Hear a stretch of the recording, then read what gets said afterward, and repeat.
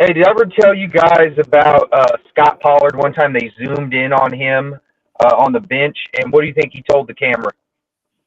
Get out my face. No, he said, "Hey kids, do drugs."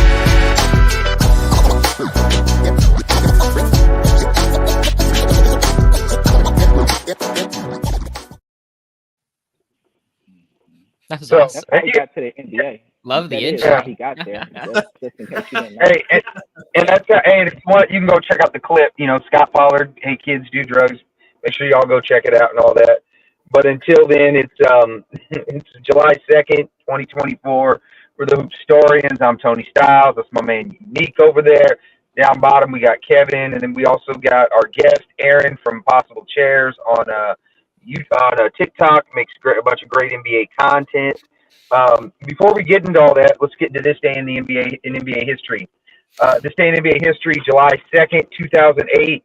Pro basketball club led by Clay Bennett finally reaches a settlement with the city of Seattle, so he can finally move the Seattle Supersonics to the Oklahoma City Thunder. 1, do you think Seattle guys should have lost their team? 2, how much do you think he had to pay the city of Seattle to move him out? I have no idea what the price tag was on it. Yeah, Dang. the price tag in 2008 probably wasn't as crazy. It might be a shock. It's probably somewhere in the 300 million. I've read it before.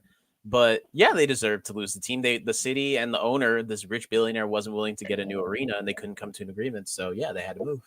It sucked. There shouldn't be a team in OKC, but it happened.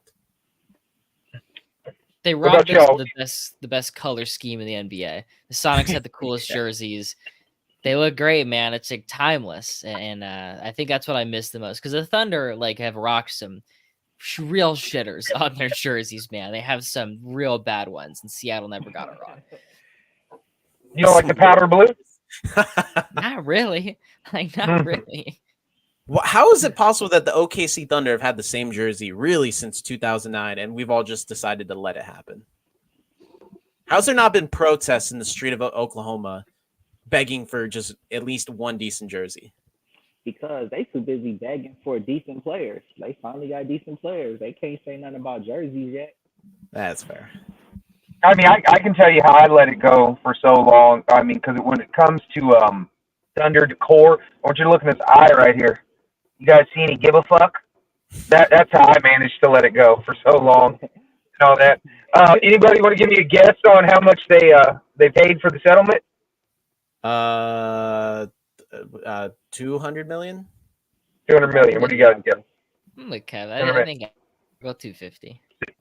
75 million is what they ended up spending out. Which, and I've been looking. I can't find out what the city of Seattle did with the funds to spread it around or what they used it for. So that is what. So if you guys ever on your travels come across what they ended up using the money for, I would really, really like to know. But until then, that was this day in NBA history.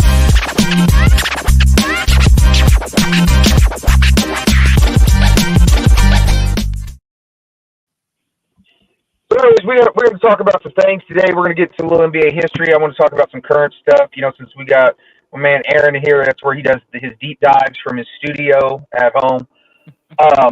But let's get into this real quick. Going around the panel, we'll start off neat and work our way down. One, what do you think's been the biggest free agent move so far? I would say Clay and probably DeJounte, but Clay is definitely the biggest one so far because it was expected. Everybody's been kind of wondering ever since like the past few seasons what was going to happen with Clay. You know, ever since he went down, didn't return the way that people expected him to, or at least the fans needed him to. It's always been that question: will Clay ever get back to his form?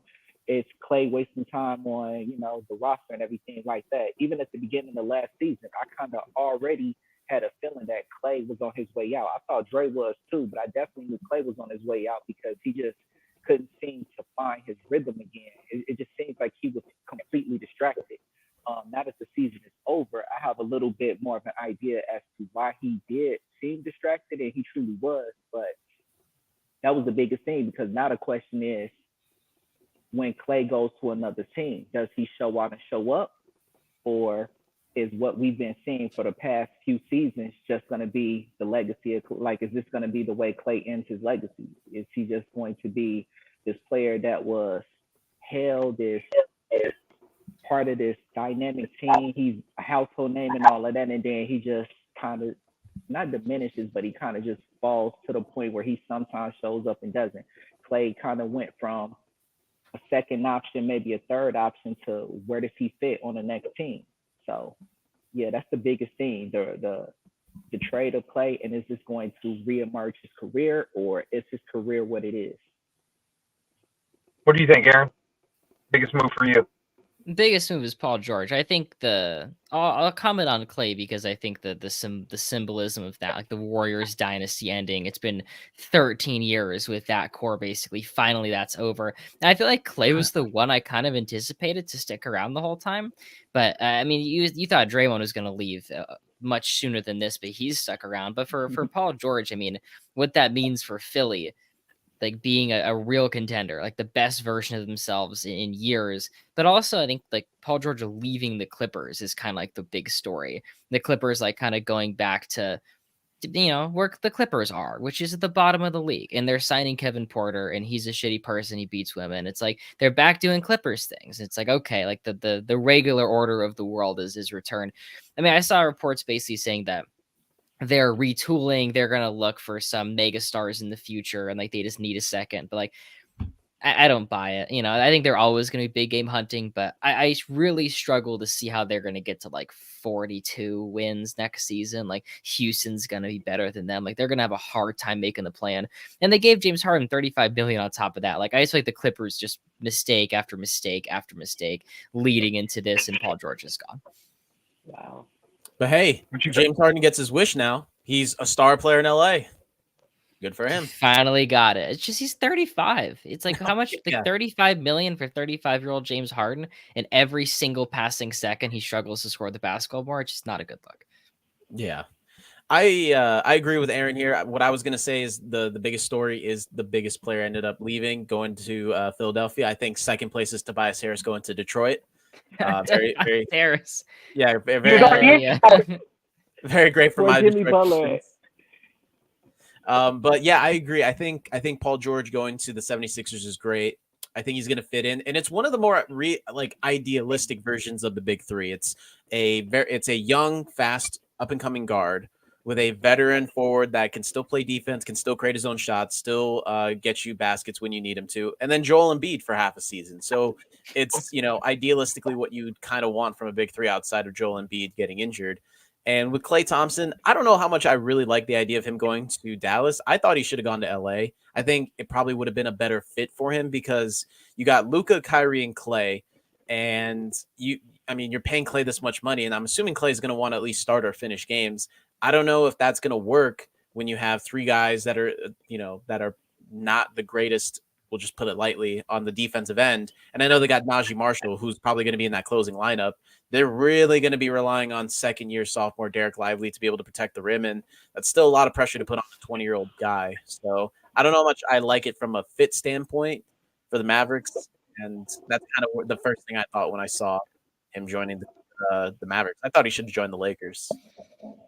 Okay, let's do, and we'll start with you, Kevin. We'll work our way back around. Let's do ceilings and floors for both the Mavs and the Sixers. Give me both of them. What's their ceiling? What's their floor for next year? With everything as it sticks out currently. I think for the Mavericks, their ceiling is somewhere around what they were this season. I think the biggest thing is that they started off pretty poorish and then they, skyrocketed towards the end of the season. I think they finally figured out who they were with PJ Washington, Daniel Gafford. I think Derek Lively is going to get better. With Klay Thompson, he's got to help them in some ways. I don't think he's going to negatively impact them. I think they're somewhere between, at best, a third or fourth seed at 54 wins, somewhere around that mark. Or probably somewhere between, at their lowest 5 or 6. They're not going to be a play-in. If they were a play-in team, I would be extremely shocked. And with the Sixers, I think they fall somewhere in between the second or third best team in the East. And they're also, I don't think they're a candidate at all to fall out of home court or going into the play-in, because that was the biggest problem is Embiid goes down. Now who's the second best player? It's no longer Maxey. He's now the best player. Now they have Paul George, who I think will 100% help them be a second or third seed in the Eastern Conference. I think that was basically spot on, especially with Dallas. I didn't really think this was the start of anything. Them making the finals, I don't think like they're on the upswing. Like I think they got hot at the right moment, caught some teams crumbling, like got a few wins.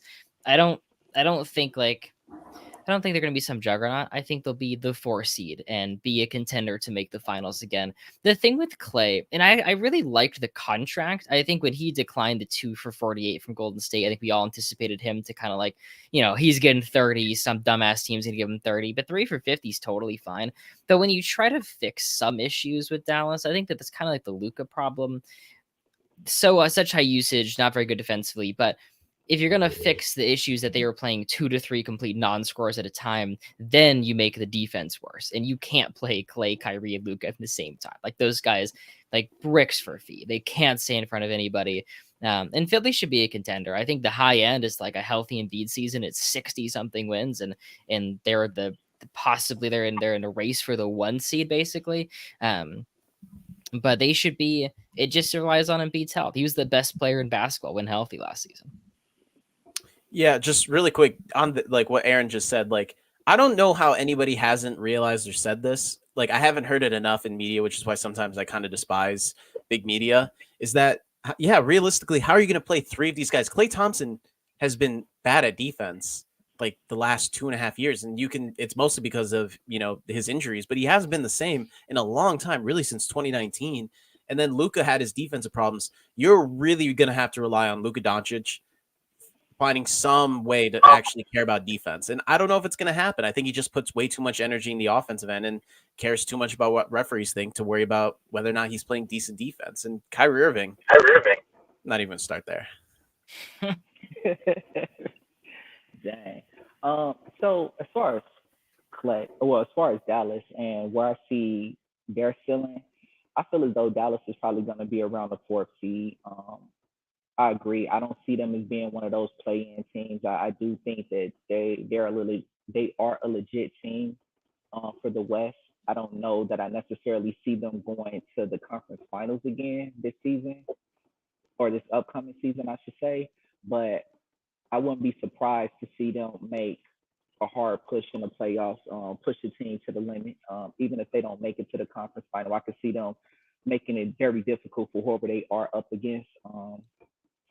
As far as Philly goes, Philly's already one of those teams where, aside from Boston, you could pretty much argue them anywhere in the top 3, with the addition of Paul George. Because even if Embiid goes down, we already know Paul George is fully capable of carrying a team, and not only that, but even in the Eastern Conference. I feel as though Paul George, at this point, he's still somewhat playing the way he's always played his career when he's healthy, at least. I feel as though they're probably more than likely going to end up second seed in the East. Don't think this is a championship team, so I don't see them winning any titles or anything. I don't really see them dethroning Boston, but I do see them having some form of dominance in the Eastern Conference. Gotcha. And then for my prediction, yeah, I think a conference finals would just be great for Embiid. So, I mean, that's my prediction of where it's at now. I like the star power. Before it was New York, but I like the star power better. I see Paul George or Embiid could be the best player in a series, and I just see over on the other side Brunson can be the best player in the series. So you got twice as many options to have the best player in the series, and that really affects a lot. Dallas, I was big. I don't like P.J. Washington as your third scorer on a finals team. I don't think that's a roadmap to success. So I guess they address that with OKC Thunder. Huh? Unless he's playing against the OKC Thunder, then you love it. Right, but I mean, they're going to be better this year, so I don't know. I look at the Mavs really as like a second-round team. Maybe they can get to a conference finals. That's about it. I expect the Thunder to be better. I expect the Timberwolves to be better. The Nuggets, I don't like their supporting cast. I like their star player. So, if they win, it's great. If they don't, hey, it's the same thing. And to be honest with you, I don't know what that means. Maybe it means they'll just win a game in the first round. But I expect the Suns to be better with Budenholzer because I hate Vogel as a coach. You mentioned Budenholzer, but you didn't mention Mason Plumlee. He's gonna be the Monte major. Morris. Yeah, I actually really like Monte Morris. They got a point guard. yeah. I was hoping Paul go back, but we'll see where it goes. But Aaron, I got a question for you. I want to get into you. Okay, so this is what first thing I want to know. In your deep dives, okay, because you do a deep dive like top 100 players, top whatever offensive players, defensive players, top 10 guys with the longest left ass cheek. Like you go really deep with it. With that being said, tell me what's been the biggest surprise, as in you didn't think they would be that good, and they are that good, and then the same thing, the biggest drop off. You thought somebody was better, and it turns out they really weren't as good as what you thought they were. That's interesting. That's an interesting question. I'm trying to think of disappointing players. It's kind of a weird one. Tony Kukoc, not as good as I thought. I kind of, you see like 6-man, 3 championships, not as great. Robert Horry, tons of playoff wins, really good stuff, like 5 points a night. That was kind of disappointing. Hey, if you want to find one though, Game 5, 2005, Robert Horry, he takes over the fourth quarter in overtime. Yeah, he has those moments. Detroit. That's the only time I ever think of. So what about this? Okay, so we got Horry and Kukoc. They're not really all-time. What about like some all-time greats for us? Some like way up there. I think with like the further going into let me try to think. With like Jerry West in the what the Western Conference was in that era, all the finals appearances and the losses tend to make sense. That kind of puts a dim on things. I think the more you look into Wilt Chamberlain's just game by game, you're like, this dude shows up half the time. His teams are relatively unaffected by him kind of coming and going, and that isn't a great look. James Worthy not being as like, because Worthy's like 75th anniversary team, and like you find any list and he's in the top 50 or something, and you're like, this guy made like a couple All NBA teams, and I really didn't find that. On the high end, I think like going really deep in like what Oscar Robertson was, especially what they thought he was at the time, really changed things. Like I was on like newspapers.com and just like reading stuff. And when he won the title in Milwaukee, looking back on it, it seems ridiculous, but like the general consensus was that like he showed up and like legitimized that team. Like he ran that team. He was the best player in the Bucks. Kind of, I mean, I think Kareem was the best player in the world, but people really like thought Oscar was the best player ever because we didn't really have like the rings culture yet because the league was kind of new. And just like consistently, he was like, this is the most talented player like God's ever created is Oscar Robertson. That was like a very, very prominent opinion to have up until basically like the 80s, essentially. Well, I just want to say this, because we're big fans of him over here. Bobby Dandridge don't get enough credit for getting 20 and 10 in those finals. Sure, yeah.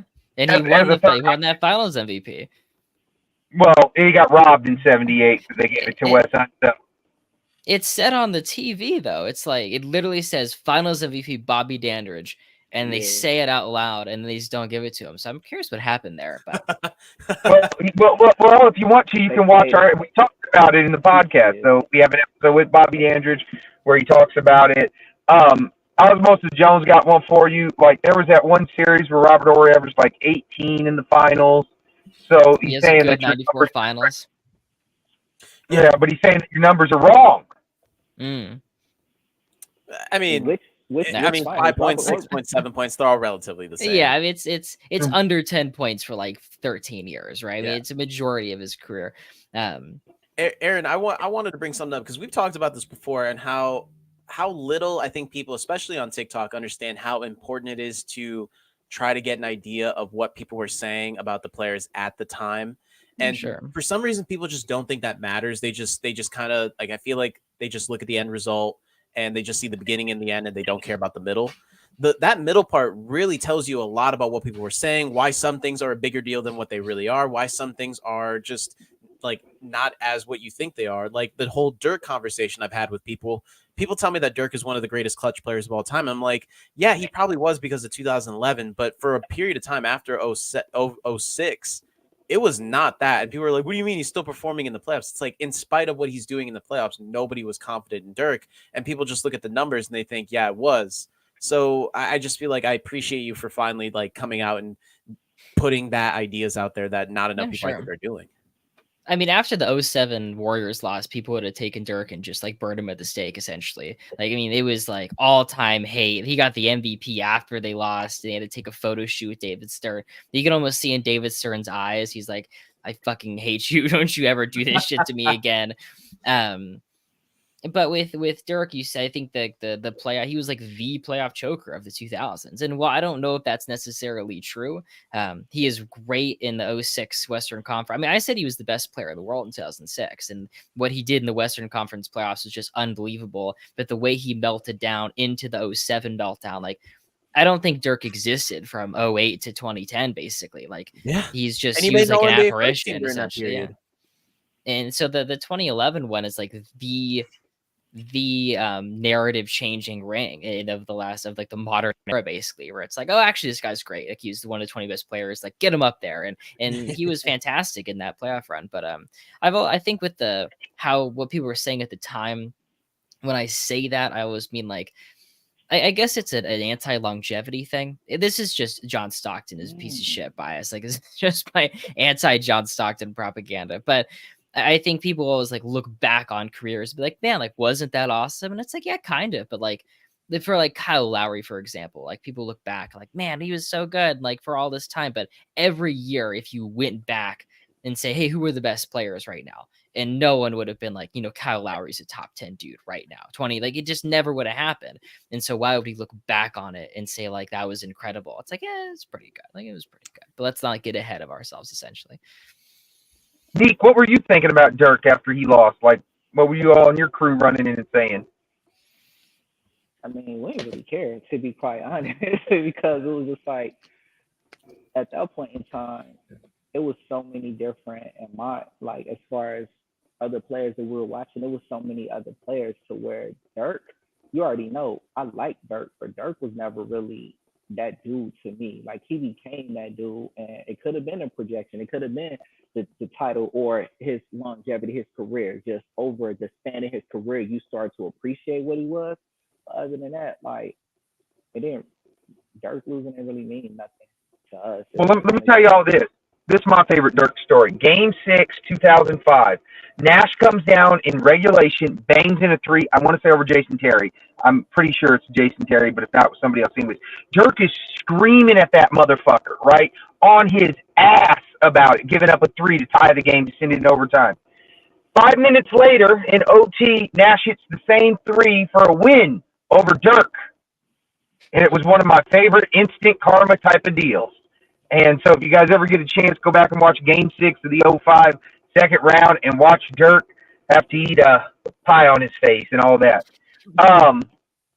So I don't know. Let me ask you this. We talked about this the other day, Aaron. What are some fan narratives you think are the general consensus of things, but it turns out it's just not really the case? It's just some bullshit narrative.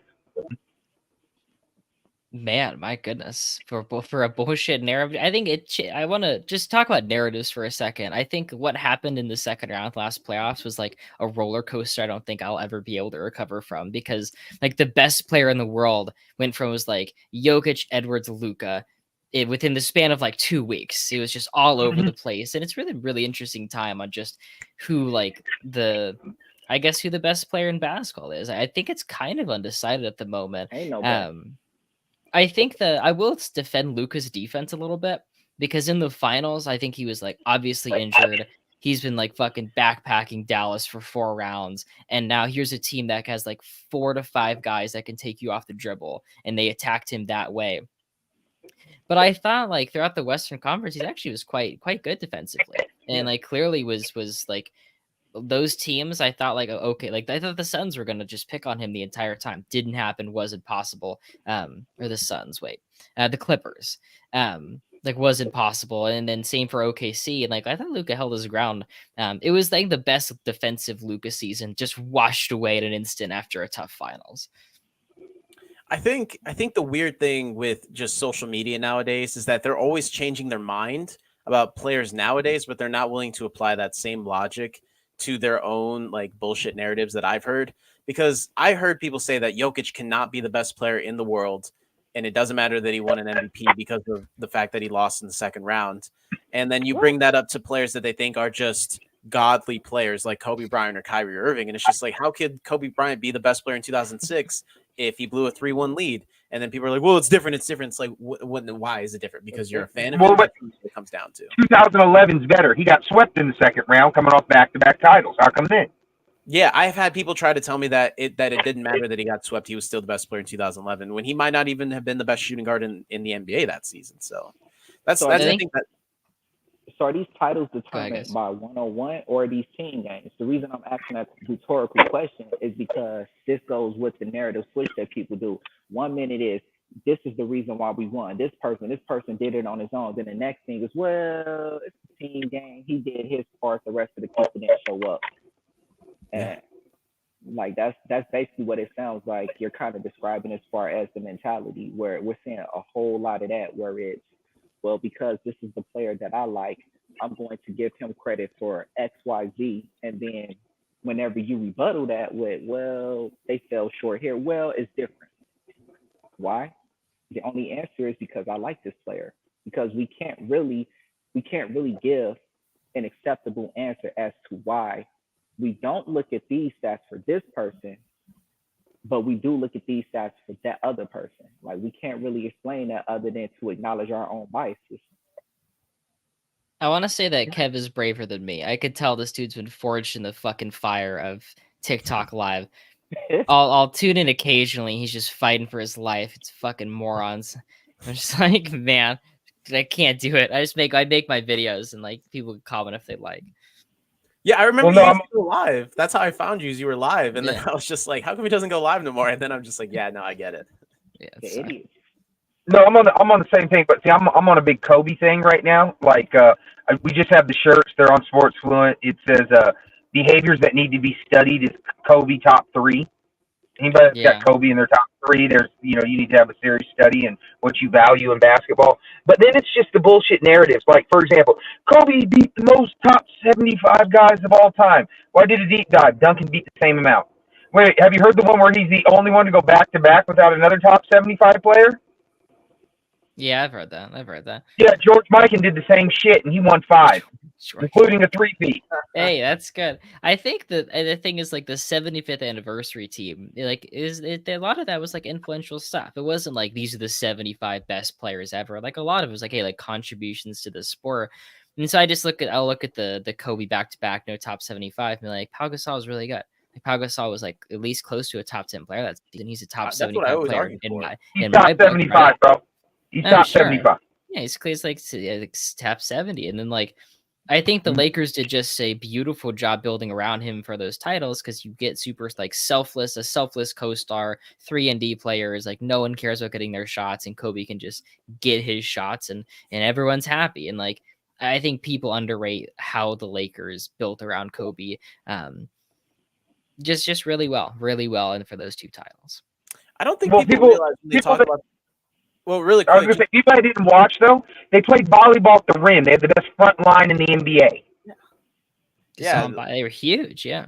Yeah, like, just the thing with the top 75, I don't think people realize, is that they kept the same 50 guys. So that means there's only 25 spots.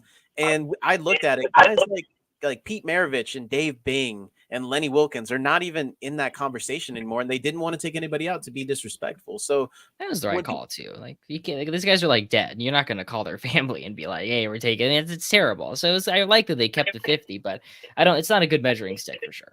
No, it's not. And the thing with Kobe, like, I like the things that you were saying, like without a top 75 player, or even like Kobe's beating the most 50-win teams of all time, and it's just like. He got 26. If your narrative is that, then it's like, have you seen the list? Like, LeBron has 23. Pippen has more than Jordan, and Tim Duncan has the same amount as LeBron. So do you think Pippen is above Jordan for that 50, for beating those 50 wins? No, then you don't actually care about it. And isn't it more impressive that LeBron and Jordan have beaten more 60-win teams? And LeBron's been the only player to ever beat a 70-win team. So which one's more valuable, the 70 wins and the 60 wins, or the 50 wins? It only depends. How many of those 50-win teams came when Shaq was backpacking him around? I mean, right? And like, Shaq was the best player in basketball in 2000, 2001, arguably 2002. Well, not only that, people understand is 55 wins is when you start becoming a title contender. Generally speaking, you need 55 wins or more to win a title, and that's just what the history showed. So that 2010 run, he beat a 50-win team, a 53-win team, a 54-win team, and a 50-win team. Like nobody won 55 wins, and that's another one. And speaking of that, so I wanted to ask you this because it's one of Kev's favorite guys. Where do you have Kyrie and Rajon Rondo ranked all time? Just roundabout, and it tells why you got him there. I got him. I have Kyrie 90th.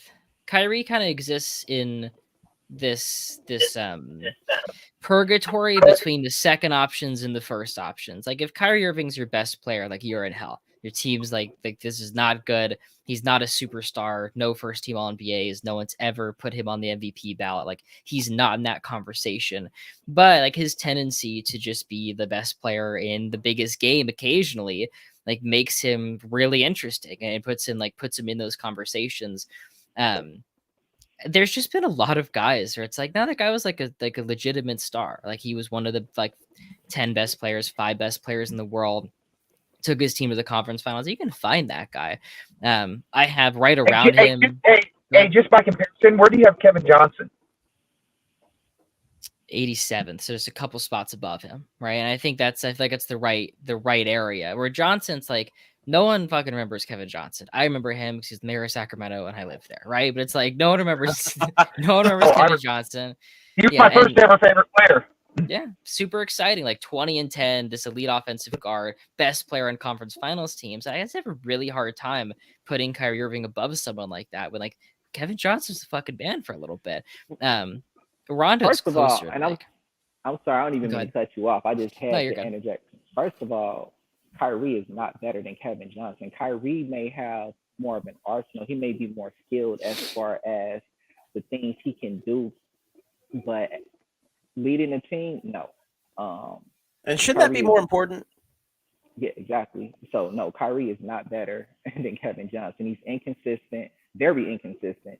There's no way Kevin Johnson would have made it to the finals like Kyrie did at this point, and then just completely just became MIA like he did without injury or some other reason. Kyrie, we don't even know why Kyrie didn't show up this year. He just didn't show up. He just let Boston. Oh, my bad. Go ahead. No, you're fine. It's just I find it weird. Kyrie, like TikTok, everybody, like I remember before the finals, everyone saying that, like, oh, well, the Celtics got good defenders, but Kyrie's on another world. I remember seeing those comments in those videos, and it's just like, how are you guys all this dumb? Like, we saw him struggle against the OKC Thunder, and that just doesn't matter. Like, it's just weird. Anytime I talk on lives. I have a list of my point guards. I recently did it. I think, Tony, you saw it. And I had my honorable mentions, and in my honorable mentions, I wrote not Kyrie Irving. Because he's not. I have him 19th all time in terms of my point guard list, and people are like, how do you have Bob Cousy above Kyrie Irving? It's just like, because it's not about the best players. It's about the greatest players. And Bob Cousy is just a greater player. And if you don't understand that, that means you're not going in a deeper level of basketball just because you think Kyrie Irving has a deep bag. He's never got an All-NBA first team vote. He's never got an MVP vote. I can't look at any season where you can argue he was a top 3 point guard or a top 10 player. It just doesn't exist. It might have been 2019, but how do we get the taste of him performing terrible in the second round? His terrible, like I remember how awful he was in the media and just based on the reports on how he was as a leader, like it just showcased how bad he was in terms of that number one guy role. And he's acknowledged it. Like, yeah, I wasn't ready. And it's just like, how do you ignore all that and just say he's top? I've had there's a list I saw where someone said he's the 4th greatest point guard of all time. With Kyrie, I think you get it's the most skill thing. But after I predicted like, hey, Kyrie's gonna have a big game 5 or whenever the Mavs lost. Big game 5, like he's got this, he's not afraid of this.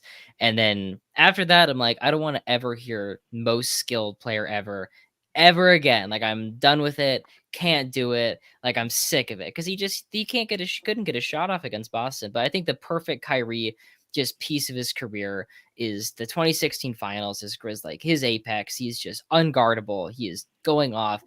he averages less than 20 points per game in the regular season. He misses like 20 games. It's basically his worst regular season ever. It's the perfect example of Kyrie. You have his best moments mixed with the worst ones. You never can really pull those apart. Or I think you can find other players that are just like, hey, 2 seasons, 3 seasons, this guy was a fucking man, first team All-NBA in that conversation. It's not as difficult as one might think to find guys that have a better resume than him. Aaron, let me ask you this, since you know numbers too. So Kyrie's apex in the 2016 finals is 27-3-3, or if you want to round up, 28-4-4. How elite is 28-4-4? If everybody in the NBA is having their best season, where would 28-4-4 rank? It's interesting because those 2016 finals like slowed down to a fucking halt. Like they were just grinded out. I mean, those final games like low scoring. So Kyrie getting close to 30 was pretty crazy. But again, like I really don't want to look at a player beyond like smaller than a single season. Like you got to give me at least one season for a sample size. And so like Kyrie's 2016 season, like it's fine. Like it's nothing that it's nothing to write home about. I mean, the finals are fantastic, but say Kyrie was great for 4 games. And it's like, that's awesome, dude.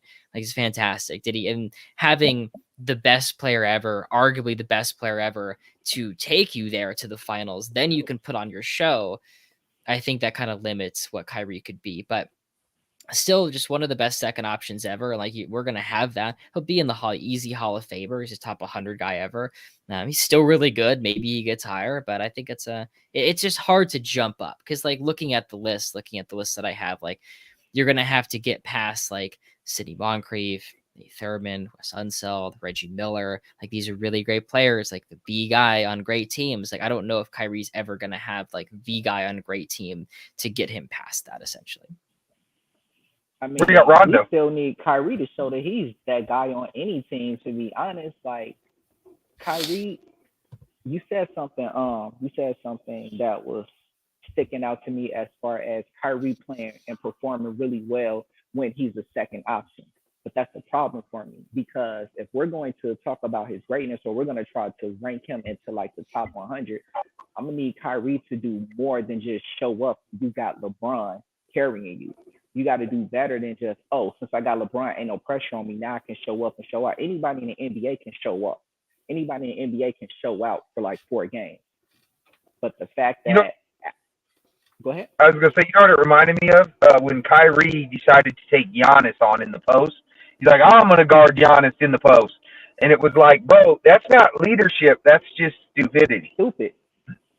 What you gonna do with that? Yeah, so that right there. So it's like that's my issue with Kyrie, because Kyrie's already looking like an old man. Remember, Kyrie came into the league at what, 19? He's about what, 19? Yeah, he only played 11 games at Duke.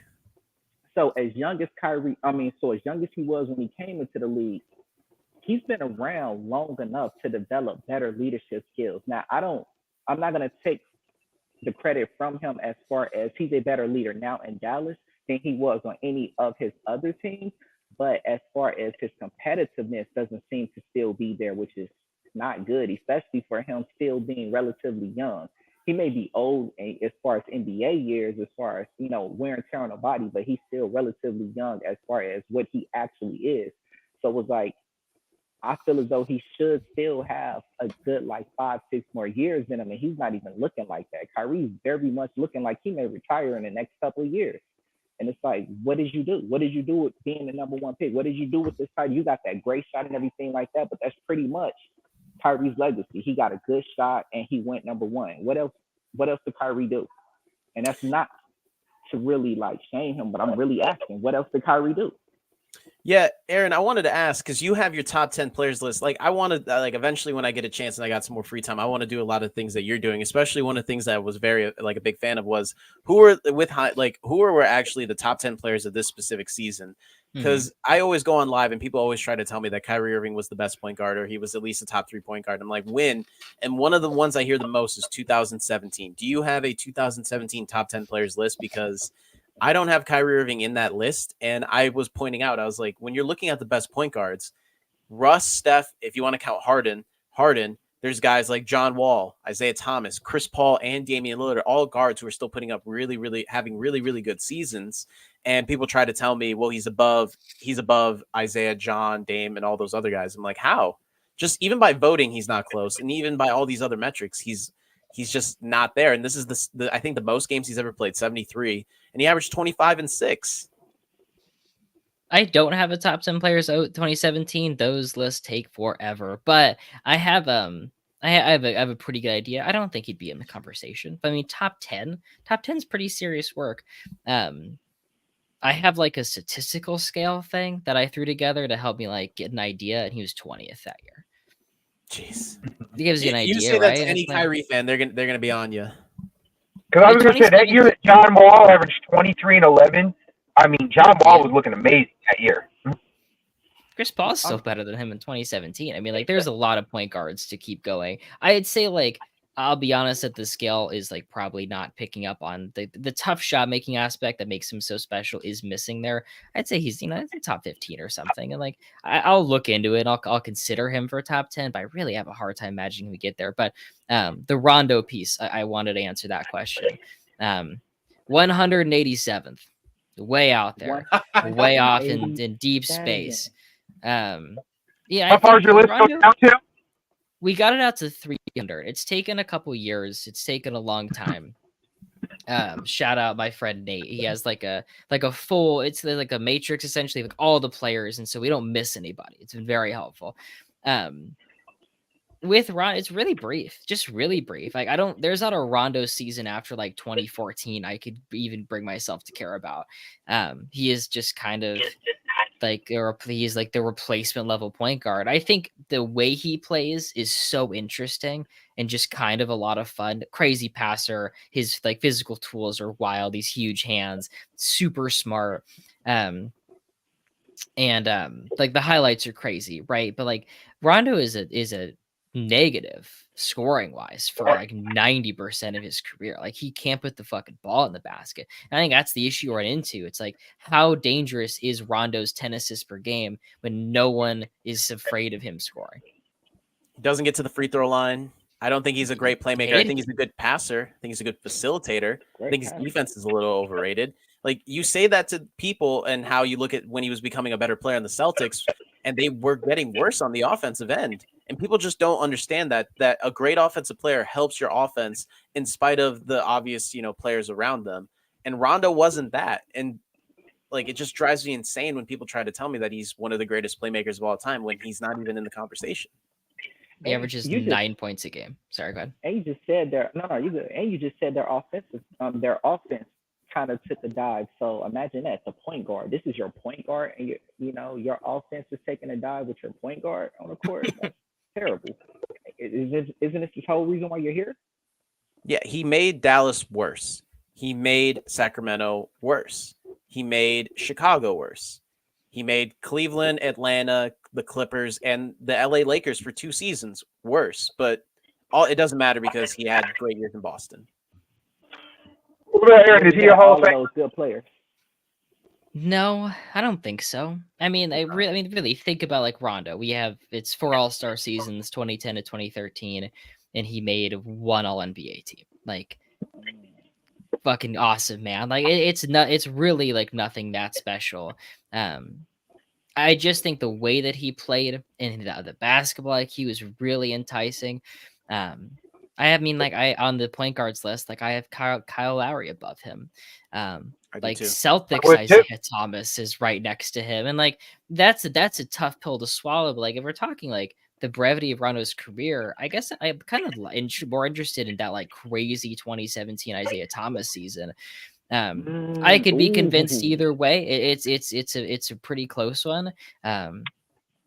Rondo could be the way the Celtics are built. Like they basically like 4 equal pieces. They had like these 4 guys, and they make a contender out of that. Rondo showed up big in some great playoff moments. One of the 200 best guys. Yeah, I think he's a big name that people know now, and they'll overrate him because of that. How far down your list does the Hall of Fame get cut off at? What number? You said he's 187. I had thought about that. It's so tricky. If I had to make like a full like NBA only, we're not talking EuroLeague stuff. We're not talking contributions in the early NBA. We're not talking like anything extra. Probably like in the 140s. Can I Probably take a like guess who it might be? Sure. Calvin Murphy? Well, Murphy's way down there. I mean, Murphy's out of the conversation. Like, I think the Murphy made the Hall of Fame because he's like this crazy college player, and for other reasons that I can't really explain. But I have like, what about Tom Chambers? Does he make it? Ooh. probably not. One sec, Wow. where do I have Tom? Just really quick, here, just because we're talking about the Hall of Fame, it's great that I was thinking this and you guys went to it. The next year's Hall of Fame class is going to be one of the worst, most scariest Hall of Fame classes of all time, Really? which is why Tom Chambers might get into it. The guys that are eligible for next year is Marc Gasol. That's good. Yeah, JJ Redick. Yeah. Hell no, JJ Redick's not me. JJ Redick's not a top 100 JJ shooting guard. Redick. That's ridiculous. Paul Millsap. I like Jeff Paul. Teague. These are all the guys that are coming out, and it's not including guys like Amari Stoudemire Is and Sean Jeff Marion. Teague gonna get nominated? Jeff Teague's not gonna get He was nominated. thrown on the list when ESPN was talking about guys that are eligible. He was on the list along They with Paul did that because Millsap. he's on their network or something. I'm gonna be real. I love Jeff Teague, but no, I love Jeff Teague. Look, if he could get in, more power to him. But do I feel as though he's deserving of it? No, I don't even think he deserves to be. He's I don't like think a he top was even 1,000 player I ever. I mean, don't know. Paul Millsap, I think, has the best argument for this. I We love haven't even Paul discussed Millsap. Paul Millsap.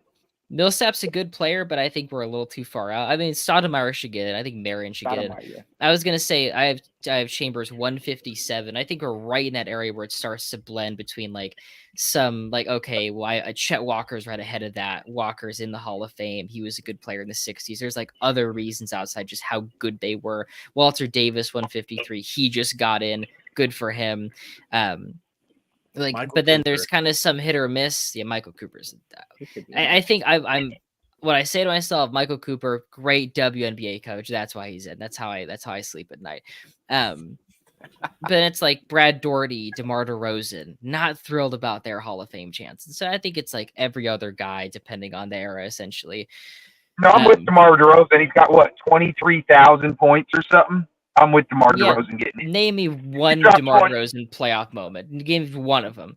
Give me I don't one. need it, but I'm saying when you get up to 23K, that's something special. Yeah, I think he rode the scoring inflation a little bit. Sorry, man. Go ahead. No, you're good. You're good. What I was gonna say though, to be honest, Paul. What I was gonna say is I compare him kind of to Melo, even though he's nothing like Melo. The reason I say that is because this is just one thing that we're seeing him excel in. Like, you feel me? Like, you look at Melo as a top 75 type of player. Like, we know he's that type of talent as far as offensively, but can you justify putting Melo on like a top 75? And the reason I'm asking that question is because when I think of DeRozan, DeRozan can put up a whole bunch of points, but how effective is his scoring? What do you see his team success? What do you see his teams do? Yeah, you see him put up numbers, but you don't see it equating to anything other than, wow, you should be a Hall of Famer. Why? Because you can put the ball in a hole, but it doesn't actually do anything for your team. I mean, It's a we great did point. see spurts. Great point. We did see spurts of it, like that half a season in Chicago. That one time they were a first seed in the Eastern Conference. I'm not listening to half seasons. It's full seasons, or I'm not listening to it. No, I know. That's the funny thing about DeMar DeRozan. Like, that's the thing about DeMar DeRozan is that, yeah, like Nick just said, like, he literally hit it spot on. Is that his points were non-consequential. The fact that you can look at some of these stats and they show that they're better when he's not on the floor because he's not a three-point shooting threat. He's easy to contain in the playoffs. His overall playmaking, you can argue, should have been better when he was in Toronto, and it didn't like reach levels of being like malleable till he was in San Antonio when they were doing nothing. Like, it's weird to hear all this DeMar DeRozan stuff. Like, I've never been a DeMar DeRozan guy. I'm probably too high on him, honestly. Like, I think I like that he could be the first option on a high seed in the regular season. I think that gets overlooked. You gotta win regular season games. But like, I think you're right. The on-off numbers are bad. His teams are regularly better with him off the floor than on. And come playoff time, the non-shooting is a legitimate issue because you have like teams tighten up their defense. The couple wide open threes he got in the regular season aren't there. His field goal percentage takes a hit. He can't guard anybody, and he's not a very good passer. And so it's like, okay, we have 22 points a night on limited efficiency. It's like, I actually not that interested in what's going on here if that's all we're getting. Right. Yeah. No. So wait a minute. So where do you have Carmelo all the time? 74. So I like Carmelo is Really? a good enough volume scorer. Like he won a scoring title. Dude gets buckets. He's in the top 10 for all time for points. Like there's Well, a long I always stretch. try to tell people you have no idea the jump, what it means from 20 to 25 on the average. Oh yeah. Once you score 25, unless you're Michael Adams, you are an elite offensive player. Shout The out most Michael Adams. random 25 and 10 season of all time. He had a Was really it- funky shot. Is that what that was, Kev? Was The it Michael one- Adams yeah, demonstration? One-handed Yeah. shot. That one-handed. That's how Michael Adams shot during his career. It's exactly how I shot the ball in the 5th grade. That was like the fastest pace ever, basically. At least like relative to the rest of the league. They were trying some crazy shit. But I think with Melo, you have a consistent first scoring option. Like someone that is one of the best scorers in the league. I think people have been kind of numb to scoring because like there's like 45 guys to average 20 this past season. That number used to be like 10 and Melo getting 28, 25 was crazy. It was just difficult. Well, I can say this: my first full season that I remember watching, 92, 93 season, Shaq's rookie year, he was 10th in the league at scoring at 23-9. Yeah, Or that's how it used to be. Yeah, look at 10 years ago. This is the thing that I always try to tell people whenever they say they're done with the 90s. It's just like, are you really? You really want to be that guy? But look at 10 years ago in the 12-13 season, Brook Lopez was the 9th leading scorer at 19 points per game. Yeah, look at that happened. Yeah, 20 years ago, Peja Stojakovic was 2nd in the league in scoring at 24 points per game. Like, yeah, I know. That's because like Iverson didn't play the minimum games, but there were other guys scoring too. It just looks bad on the. But that's just what ends up happening sometimes. Is that Garnett was 2nd or 3rd that year at like 24.2. Yeah. So what I I'll think say about No, go for it, Aaron. Yeah. What I'll say about Melo, I think he's underrated offensively, but overrated defensively. And that's kind of a damning. Like he was fucking terrible defensively. Like people don't hammer him enough for not caring and just being a cone. But his like that volume scoring is legitimately hard to find, even if the efficiency isn't great. Like even if the ball kind of sticks to his hands, like you saw it basically once, like in 2013, you put a great defense around Melo, you can have a really good team.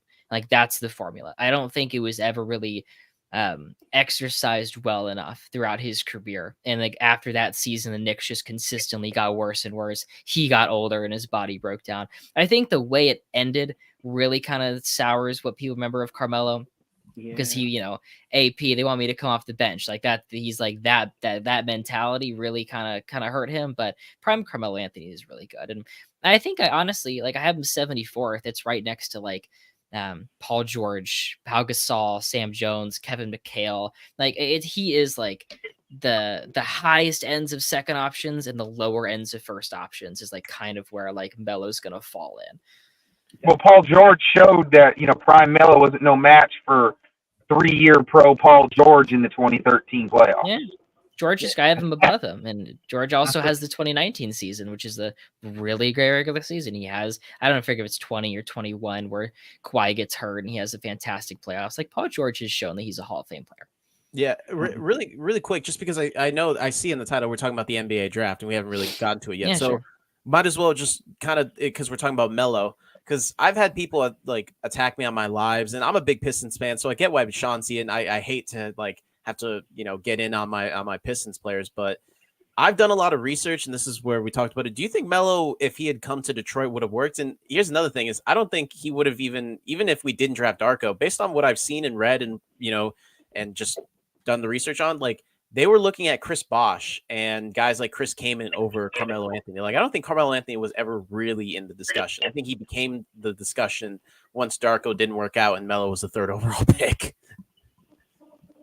Like, do you think he would have worked in Detroit, Aaron or Neek or anybody here? Because I don't think so. I don't think he would have worked in Detroit. I mean, to be honest, the way that Detroit was playing, it didn't even really fit with Melo's style of play. Like even You mean though share shots and play D? right, that doesn't really work with Melo's style of play. So no, I do not think it would have worked. I mean, the only way I could have seen it working is if they just gave Melo the ball and just let him go completely crazy, and they gave him that green light in Detroit, and then they stuck all the defense. But how realistic is that for Detroit? I think they still win in 04. Like, I still think they have that championship. That first year, instead of just having like the keys of the city handed to them, you would get more of like an introduction process to NBA basketball. Hey, like, we have this system. This is what we do. You're playing 22 minutes a night. Take the shots we give you. But as it grew, maybe it starts to clash. But I mean, you can't tell me, because Denver had been awful for years and years and years prior to Melo, and he helps them like make the playoffs, 50-win seasons. Like he doesn't. It's tricky. He's not a winner in the big sense, right? No championships, but he wins regular season games, and he helped the Knicks out of poverty. He helped Denver out of poverty. I still think it works out. I mean, I think the talent would have been great. We're basically saying, could the Pistons have managed to win the title while also like managing rookie Carmelo? Because for Darko, you're just like, this guy sucks. Put him on the bench. Like, no one's gonna fight this, right? Like, I'll defend Darko a little bit. Everybody thought he was good in Detroit. Like Ben Wallace talked about it. Like everybody was talking about, like the reason why he was drafted too was because he was a talented guy. I just think the biggest thing, which no one has said, which I'm surprised, especially Aaron, I thought you were going to mention it. Larry Brown. Larry Brown was the coach of the 2004 Olympic team, and Melo was on that team. And Melo was one of the people that was outspoken the most, talked about how much he fucking hated Larry Brown. So honestly, I wouldn't put that one together. I would not have put the Olympics and the Larry Brown together. Good catch.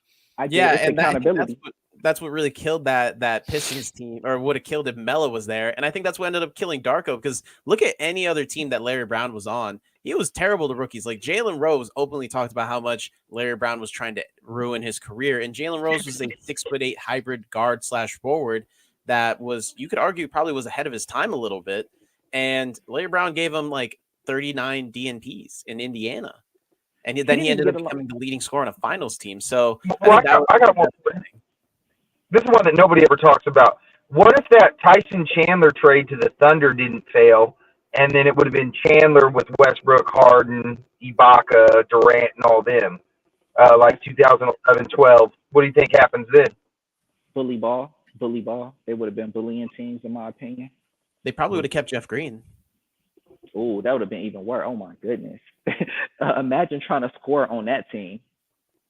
So do you think Tyson Chandler, the way he was playing in 12-13, that's enough to push the Thunder over the hump? I think how he's playing in 2011 would push them over the hump. 2011 Chandler is probably the peak version of what you would want from Tyson Chandler, because that's where he was at a health-wise, at his athleticism.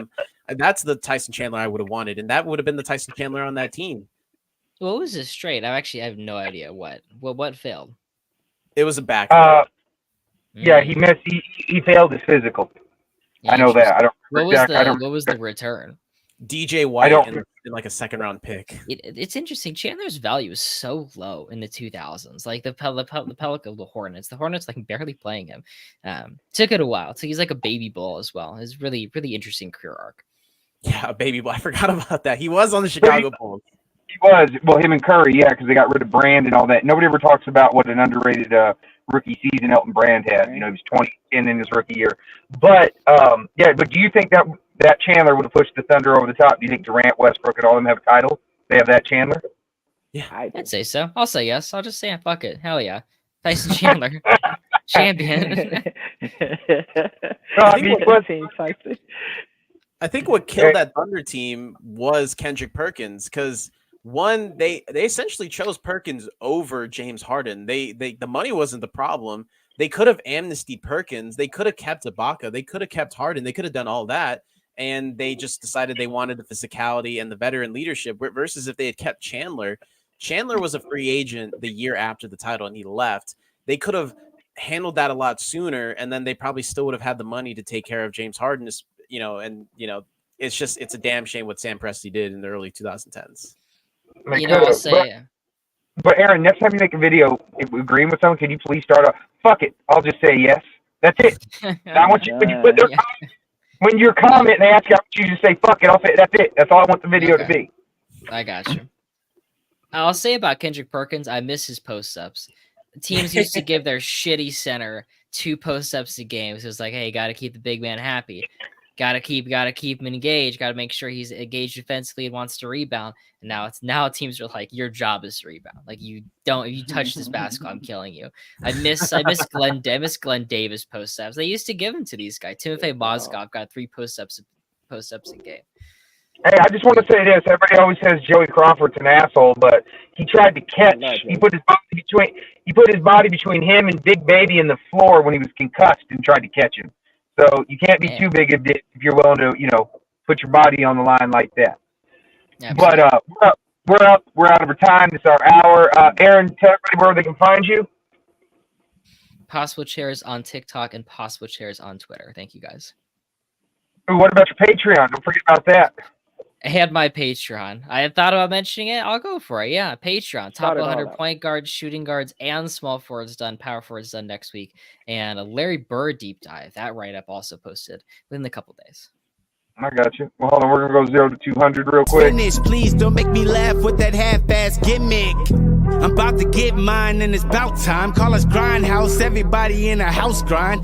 I'm just doing me, I ain't trying to outshine. Trying to kill my vibe is how you get outlined. I don't do it for the views and the likes, boy. I'm just giving you what I wrote last night, boy. I don't care if it isn't what you like, boy. My flow is fucking awesome, ain't it, white boy? Yes, it is, B-Dot. There we go. So anyway, we'll check y'all next week, and we'll see what's up. We want to thank Aaron for coming on. Aaron, we got to have you on again. Your wealth of knowledge. Till then, we out.